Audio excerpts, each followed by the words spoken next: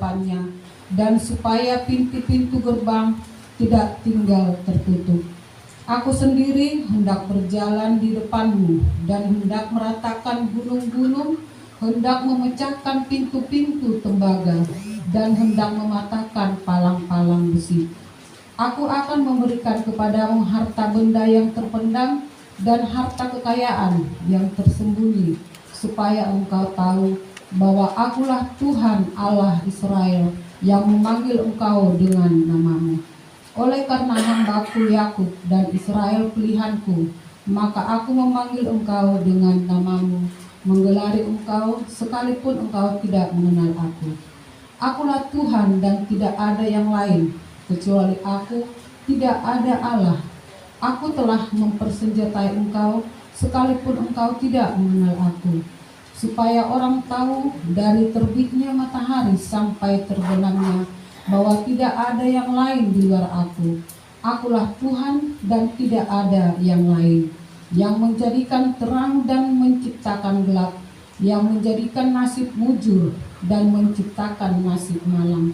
Akulah Tuhan yang membuat semuanya ini. Demikianlah pembacaan firman Tuhan. Saudara yang dikasihi Tuhan, kalau ada pertanyaan buat kita, apakah kita pernah menerima bantuan atau pertolongan dari orang yang belum kita kenal sama sekali? Di sini ada orang asing lalu menawarkan, memberikan pertolongan atau bantuan kepada kita tanpa kita sendiri yang memintanya.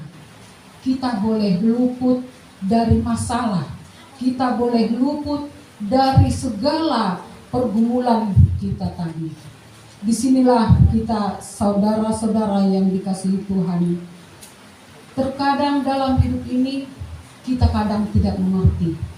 Orang yang tidak kita kenal sama sekali bisa datang memberi bantuan kepada kita. Kita bisa mendapat pertolongan dari orang yang tidak sama sekali kita kenal dalam hidup kita. Jadi di sini, saudara-saudaraku, disinilah hal yang sama terjadi bagi bangsa Israel. Allah selalu berkehendak atau berkenan bagaimana bangsa Israel ini menolong bangsa Israel ini yang melewati masa kesulitan. Jadi begitu juga sebagai umat pilihan bangsa Israel itu, Tuhan Yesus berbagai cara dilakukan untuk menolongnya, sekalipun dengan orang yang tidak dikenal sama sekali. Itulah saudaraku yang dikasihi Tuhan, khotbah kita ini merupakan sebuah nubuatan Allah melalui Nabi Yesaya di sini tentang panggilan dan pengurapan seorang raja yang bernama Kores. Di sini ada rencana besar Allah untuk penyelamatan bagi bangsa Israel, di mana bangsa Israel telah dibuang oleh Allah ke Babel. Kenapa bangsa Israel itu dibuang ke Babel? Karena bangsa Israel ini telah jatuh ke dalam dosa. Bangsa Israel ini bangsa yang keras kepala, bahkan menyembah berhala. Di situ Tuhan Yesus sudah merasa diduakan oleh bangsa Israel.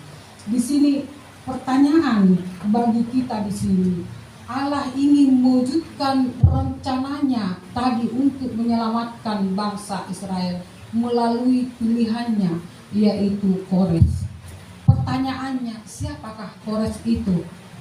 Kores itu adalah seorang raja Persia, seorang raja yang tidak kenal Allah, seorang raja yang tidak percaya kepada Allah. Kenapa Kores yang dipilih Allah? Kenapa bukan raja dari bangsa Israel? Kenapa bangsa Israel tidak sendiri yang memimpin atau pemimpinnya? Kemana pemimpin bangsa Israel? Ada apa dengan pemimpin bangsa Israel tadi. Kenapa Kores yang dipilih Tuhan, yang diurapi Tuhan untuk memimpin bangsa Israel tersebut?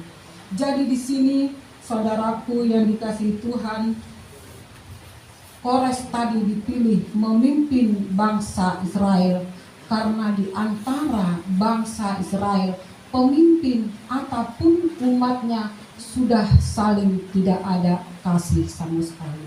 Sudah ada perselisihan.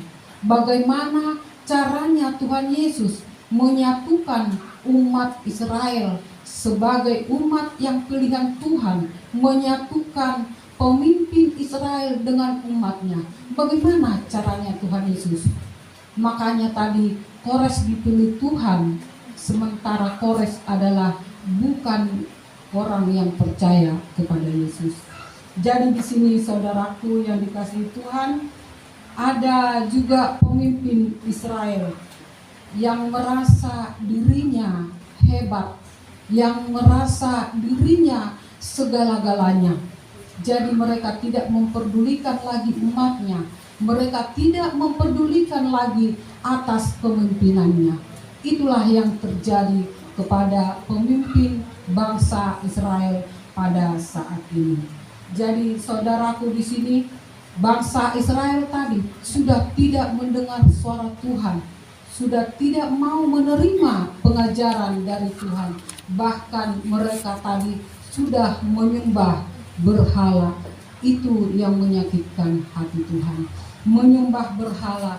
Makanya melalui perbuatan daripada bangsa Israel tadi, Tuhan Yesus membuang bangsa Israel tadi ke buangan Babel.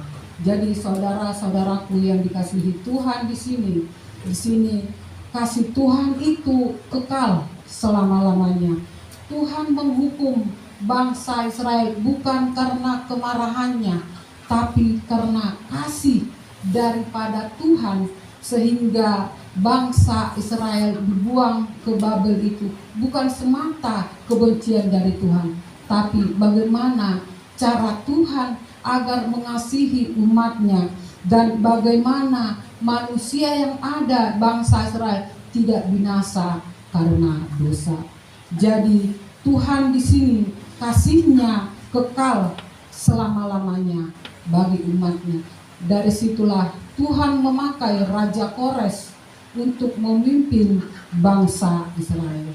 Saudaraku yang dikasihi Tuhan, Kores merupakan suatu raja yang tidak mengenal Allah, yang tidak percaya kepada Allah. Kores dipakai Tuhan untuk mencapai tujuan suatu pekerjaan Tuhan. Boleh kita lihat dari ayat yang keempat sampai ayat yang ke-8.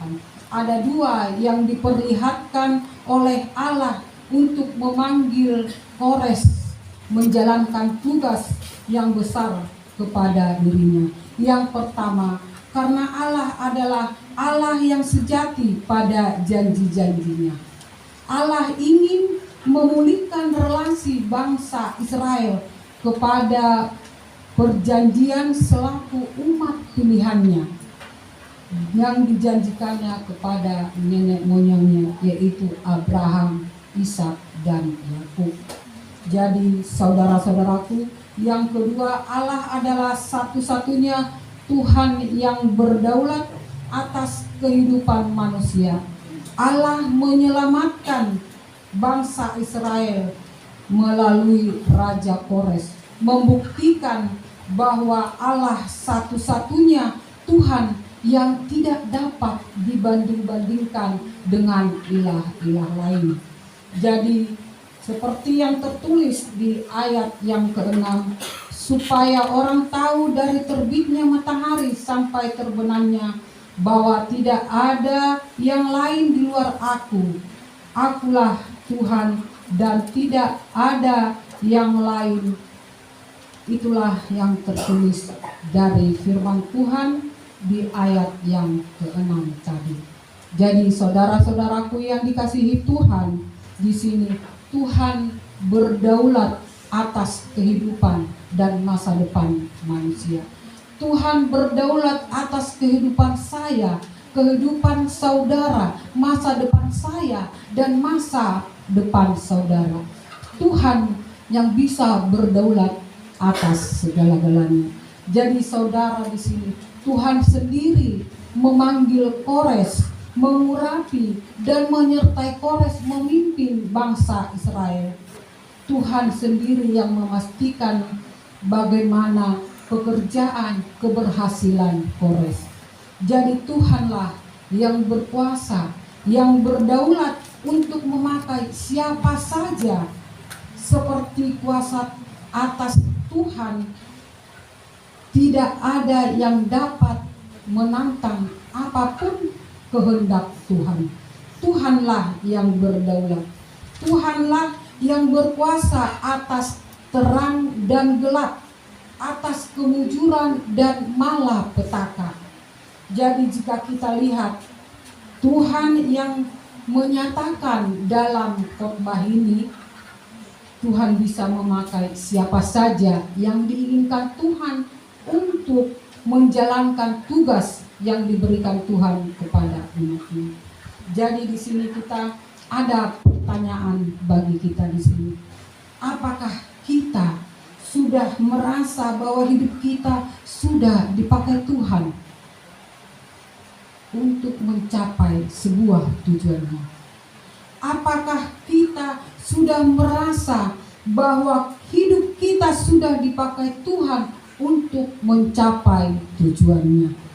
Jadi ada beberapa pesan dalam nats kita yang penting pada saat ini. Yang pertama adalah perbuatan dosa dan pemberontakan kita kepada Allah. Berdampak juga kepada sesama kita, berdampak juga kepada Allah. Yang kedua, Allah punya kebebasan memakai siapa saja yang dikehendakinya untuk memperbaharui relasi antara umat Israel dengan kepemimpinannya. Jadi saudara-saudara yang dikasihi Tuhan, marilah kita bersyukur apabila kita dipakai Tuhan untuk memenuhi karya Tuhan. Mungkin kita akan bertanya, siapakah saya? Dapatkah Tuhan memakai saya untuk melaksanakan rencana Tuhan? Kalau kita sendiri menjawab dapat. Karena Tuhan yang bernubuat segala-galanya, Tuhan juga bisa memilih kita sebagai umatnya untuk dipakai memenuhi karya Tuhan. Jadi kita semua di sini, kita dapat dipilih Tuhan.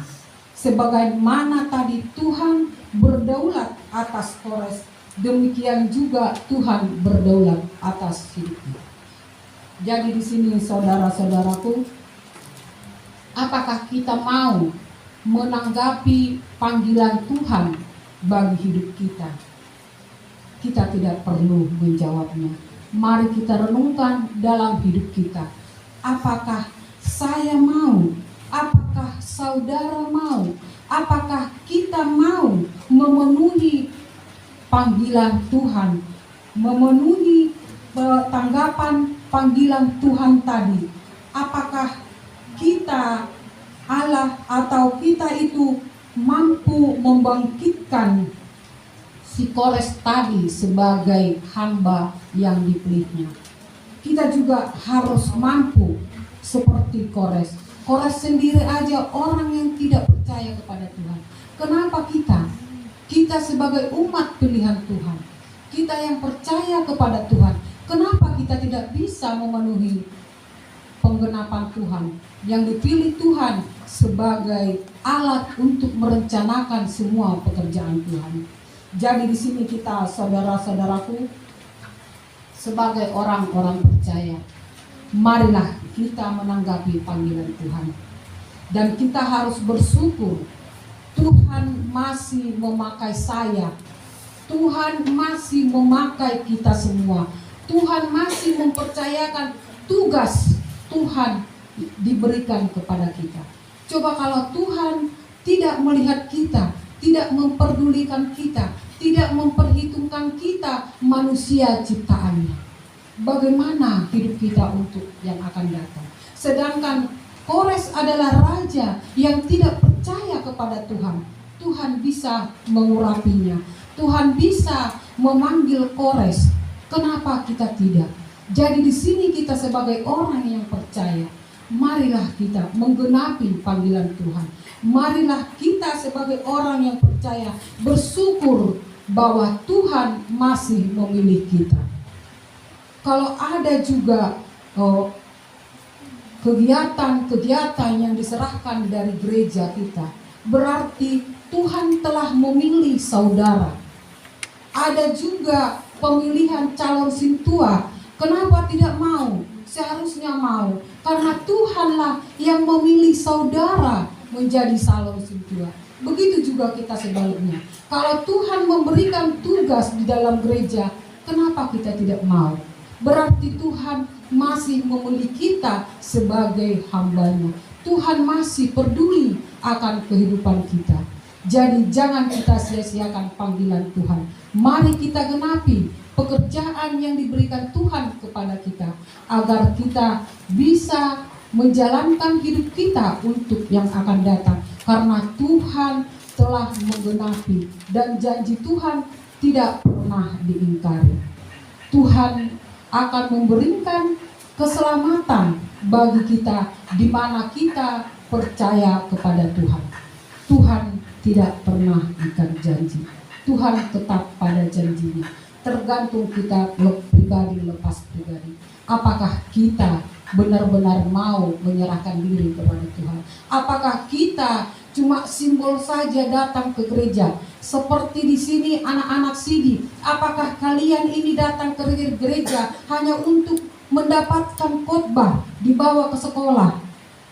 Kalau di sini kami Parhalado menekankan, sekalipun kalian tidak diminta nilai dari gereja, marilah datang ke gereja. Marilah kita ibadah. Itu yang diminta Tuhan. Ibadah kita tidak diminta Tuhan apa-apa. Yang diminta Tuhan hati yang tulus dan ikhlas kita datang ke gereja. Tuhan juga memberi kesehatan bagi kita. Itu juga semua kasih karena Tuhan. Jadi khususnya di sini anak-anak kami remaja Naposo, marilah kita berlomba-lomba datang ke rumah ibadah ini. Sekalipun gereja kita keadaannya begini, sekalipun kita dalam keadaan panas, kalau dipikirkan lebih panas lagi nanti untuk yang akan datang. Ini belum ada apa-apanya. Jadi di sini kita jangan merasa kita di sini sudah panas, lebih panas lagi yang akan datang. Jadi saudara-saudara di sini, marilah kita menerima panggilan Tuhan, menggenapi pekerjaan Tuhan. Tidak ada alasan sama sekali. Kita masih diberi kesehatan bagi kita pribadi lepas pribadi.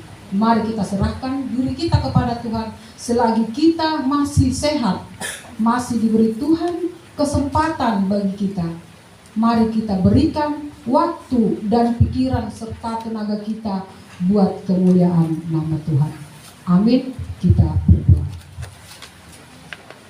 Terima kasih Tuhan, firman-Mu yang boleh kami dengar pada siang hari ini Tuhan. Biarlah Tuhan yang campur tangan dalam kehidupan kami sehari-hari Tuhan, agar kami boleh menggenapi panggilan Tuhan untuk melakukan tugas-tugas yang Tuhan berikan kepada kami. Tuhan, kami juga berdoa kepada jemaat-Mu Tuhan yang dalam keadaan sakit, yang dirawat di rumah sakit maupun yang di rumah Tuhan, kami serahkan ke dalam tangan-Mu Tuhan. Engkau berkati obat, minuman dan makanan Tuhan. Biarlah melalui makanan boleh memperoleh kesehatan daripada Tuhan. Tuhan, kami juga berdoa untuk program gereja kami Tuhan, di mana kami Tuhan mau melakukan pesta gotilon dan ulang tahun gereja-Mu Tuhan. Biarlah Tuhan yang memberikan kekuatan, memberikan kesatuan hati bagi umat-Mu yang ada di gereja ini Tuhan, agar program kami boleh berjalan dengan baik sesuai dengan kehendak Tuhan. Tuhan, begitu juga anak-anak kami Tuhan, dari yang terkecil hingga yang sudah dewasa Tuhan, kami serahkan semua ke dalam tangan Tuhan. Engkau memberkati anak-anak kami di mana anak-anak kami berada Tuhan. Tuhan, terima kasih semua berkat yang kami terima pada hari ini Tuhan. Kami serahkan hidup kami hanya di dalam nama anak-Mu Tuhan Yesus Kristus, kami berdoa dan mengucap syukur. Amin.